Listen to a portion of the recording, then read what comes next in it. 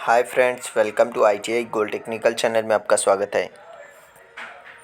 Daily current affairs, vacancies information, ITI से related video पाने के लिए हमारे चैनल को सब्सक्राइब कीजिए और सब्सक्राइब करने के बाद बेल आइकन को ऑन कीजिए ताकि मैं जो भी नया वीडियो बनाऊं सबसे पहले आपके पास पहुंचे और आप उसे देखें। यदि आपको सेशन अच्छा लगता है, सेशन से कुछ जानकारी मिलती है तो इसे लाइक कीजिए और दोस्तों में शेयर कीजिए।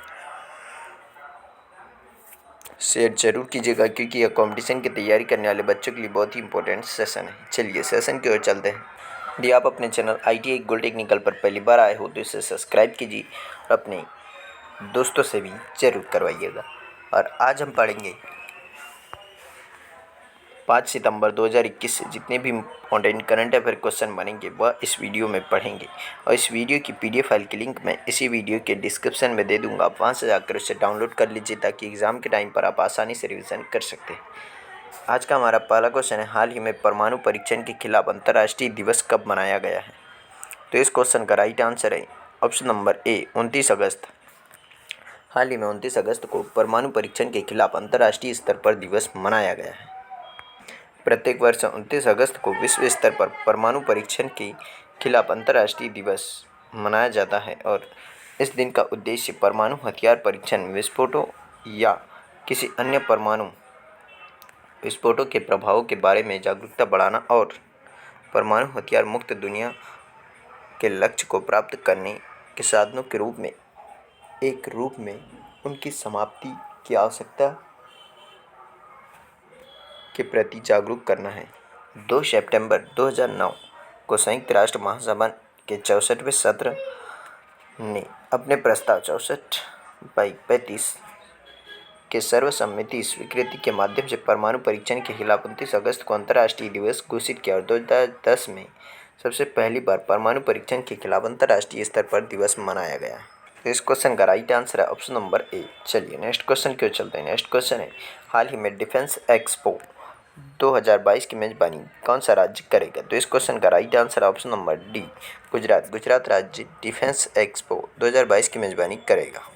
आने वाला जो अगला डिफेंस एक्सपो है उस गुजरात द्वारा आयोजित किया जाएगा और मुख्यमंत्री विजय रूपाणी ने इसकी घोषणा की है और इस संबंध में रक्षा उत्पादन विभाग और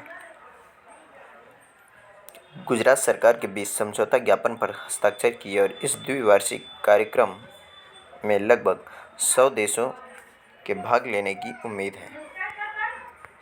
डिफेंस एक्सपो 2022 अगले साल 10 से 13 मार्च तक गांधीनगर में आयोजित किया जाएगा और डिफेंस एक्सपो 2022 का उद्देश्य मेक इन इंडिया से दुनिया के लिए आगे बढ़ना है और डिफेंस एक्सपो 2022 भारत को डिफेंस मैन्युफैक्चरिंग हब बनाने पर फोकस करेगा। इस क्वेश्चन का right answer option number D. चलिए नेक्स्ट क्वेश्चन की ओर चलते हैं। नेक्स्ट क्वेश्चन है, हाल ही में न्यूट्री गार्डन का उद्घाटन किसने किया है? तो इस क्वेश्चन का राइट आंसर है ऑप्शन नंबर सी, स्मृति जुबी ईरानी ने अभी न्यूट्री गार्डन का उद्घाटन किया है। केंद्रीय महिला और बाल विकास मंत्री स्मृति जुबी ईरानी ने अखिल भारतीय आयुर्वेद संस्थान के पोषण माह 2021 की शुरुआत को चिन्हित करने के लिए न्यूट्री गार्डन का उद्घाटन किया और सिगरू और आंवला के पौधे भी लगाए गए हैं और आयुष मंत्रालय के निर्देशन में AIIA नई दिल्ली ने पोषण माह 2021 की उत्सव की शुरुआत की है। इसमें इस क्वेश्चन का right answer option number C. चलिए नेक्स्ट क्वेश्चन की ओर चलते हैं। नेक्स्ट क्वेश्चन है, हाल ही में RBI ने एक्सिस बैंक पर कितने लाख रुपए का जुर्माना लगाया है? तो इस क्वेश्चन का right answer option number C, 25 lakh रुपए का जुर्माना लगाया है रिजर्व बैंक ऑफ इंडिया ने एक्सिस बैंक पर। बात कर लेते हैं रिजर्व बैंक ऑफ इंडिया। तो RBI की स्थापना की गई थी सन 1935 में। कब? 1935 में। और एक्ट कौन सा था? तो एक्ट था 1934। एक्ट था 1934 का और स्थापना की गई थी 1935 में। और इसके पहले गवर्नर थे सर ओसबॉर्न स्मिथ और अभी प्रेजेंट टाइम पर इसके गवर्नर हैं शक्तिकांत दास। इसका मुख्यालय है मुंबई में। रिजर्व बैंक ऑफ इंडिया ने 1 सितंबर 2021 को अपने ग्राहक को जानिए मानदंडों के कुछ प्रावधानों का उल्लंघन करने के लिए एक्सिस बैंक पर 25 लाख रुपए का मौद्रिक जुर्माना लगाया है। RBI ने फरवरी 2020 और मार्च 2020 के दौरान बैंक में रखे गए एक ग्राहक खाते में जांच की, जहां यह देखा गया कि बैंक केवाईसी मानदंडों को पालन करने में विफल रहा और नतीजतन बैंकिंग नियामक ने नोटिस जारी किया कि एक्सिस बैंक ने आरबीआई केवाईसी निर्देश 2016 का पालन नहीं किया है। एक्सिस बैंक के सीईओ है अमिताभ चौधरी और इसका मुख्यालय है मुंबई में और इसकी स्थापना की गई थी 3 दिसंबर 1993 को अहमदाबाद में। तो इस क्वेश्चन का राइट आंसर है ऑप्शन नंबर सी, इसका राइट आंसर है। नेक्स्ट क्वेश्चन क्या है देख लेते हैं अब। हाल ही में राज्यसभा महासचिव किसे नियुक्त किया है? इस क्वेश्चन का right answer option number A, PPK Ramacharyulu को राज्यसभा महासचिव नियुक्त किया है।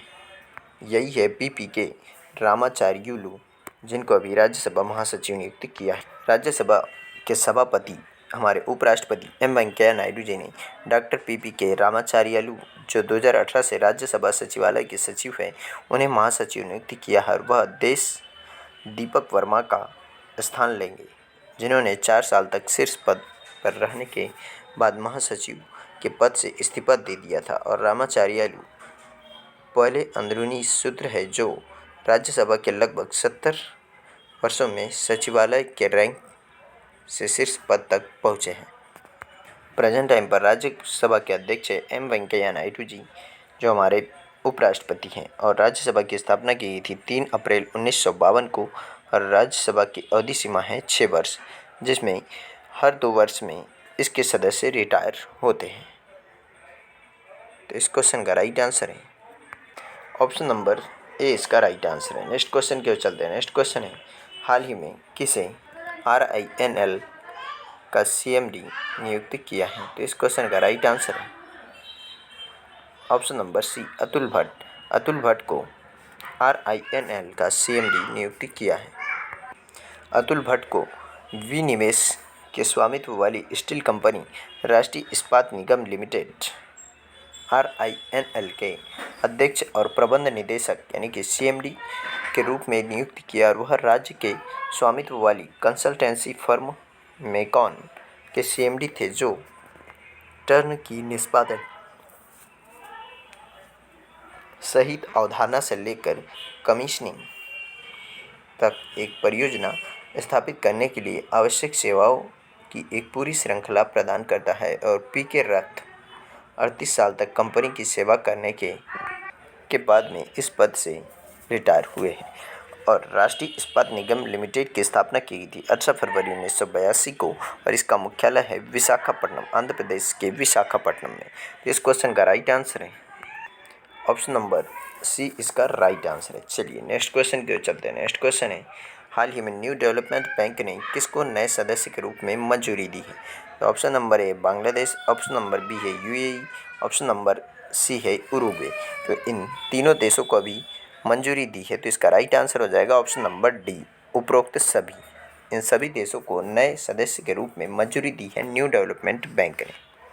शंघाई स्थित न्यू डेवलपमेंट बैंक ने संयुक्त अरब अमीरात, उरुग्वे और बांग्लादेश को अपने नए सदस्य देशों के रूप में मंजूरी दे दी है। और 2020 में NDB यानी कि new development bank board of governors ने अपनी सदस्यता विस्तार करने के लिए बातचीत शुरू की थी और परिणाम स्वरूप संयुक्त अरब अमीरात, उरुग्वे और बांग्लादेश को NDB के पहले नए सदस्य देशों के रूप में शामिल किया है।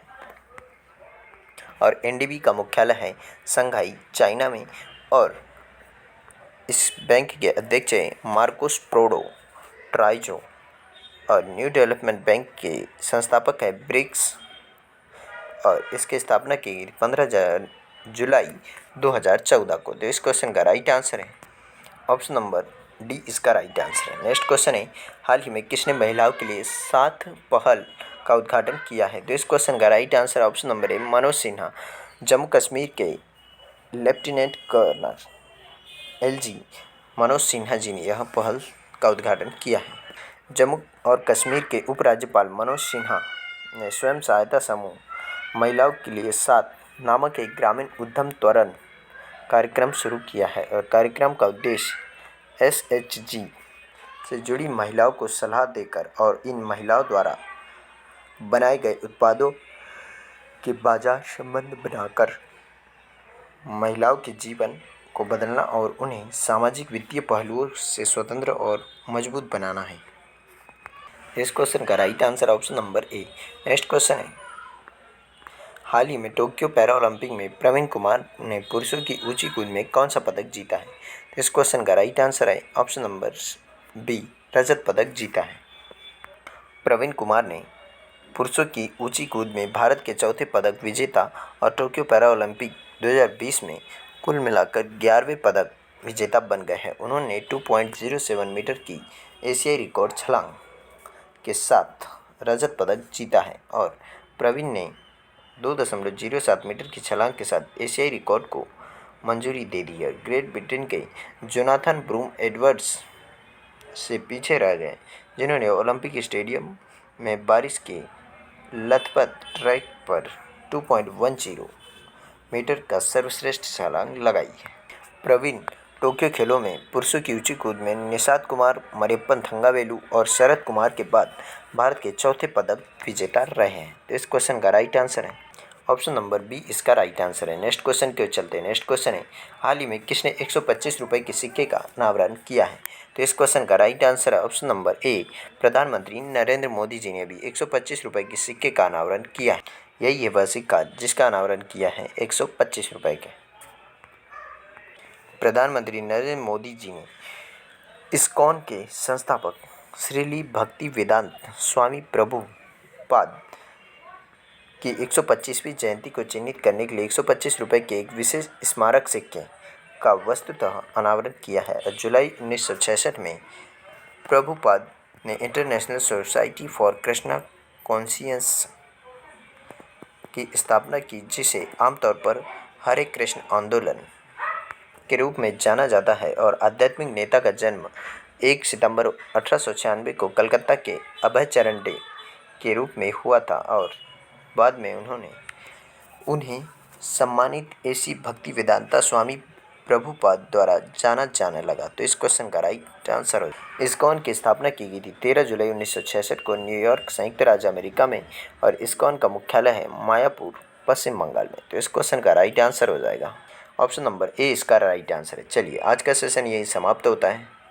यदि आप अपने चैनल ITI गोल्ड टेक्निकल पर पहली बार आए हो तो इसे सब्सक्राइब कीजिए। सब्सक्राइब करने के बाद बेल आइकन को ऑन कीजिए ताकि मैं जो भी नया वीडियो बनाऊं सबसे पहले आपके पास पहुंचे, आप उसे देखिए। यदि आपको सेशन अच्छा लगता है, सेशन से कुछ जानकारी मिलती है तो इसे लाइक कीजिए और दोस्तों में शेयर कीजिए। Thank you so much watching for my video. मिलते हैं नेक्स्ट सेशन में।